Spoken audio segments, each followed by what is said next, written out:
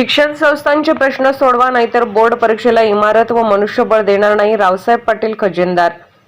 कंत्राटीकरण, खाजगीकरण, शाळा बंद धोरण, समूह शाळा, पवित्र पोर्टलचे अपयश, शिक्षक व शिक्षकेतर कर्मचारी भरती नाही अशा अनेक प्रश्नांमुळे शिक्षण क्षेत्रात सावळा गोंधळ उडाला आहे.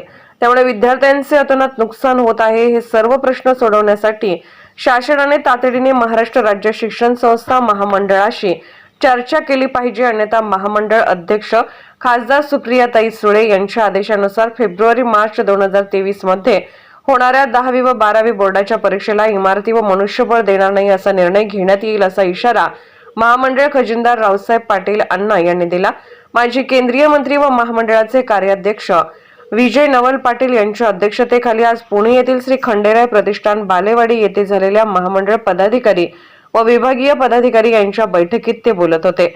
यावेळी चर्चेत कोल्हापूर विभागीय सेक्रेटरी प्राध्यापक ND बिरनाळे, सांगली सहकार्यवाह रवींद्र फडणवीस, नागपूर उपाध्यक्ष जागृती धर्माधिकारी, पुणे विभागाचे अध्यक्ष गणपतराव वालवडकर, नाशिक विभागीय अध्यक्ष कोंडाचे मामा आव्हाड व सेक्रेटरी निंबा नांदरे, नागपूर विभाग कार्यवाह किशोर मासुरकर उपस्थित होते.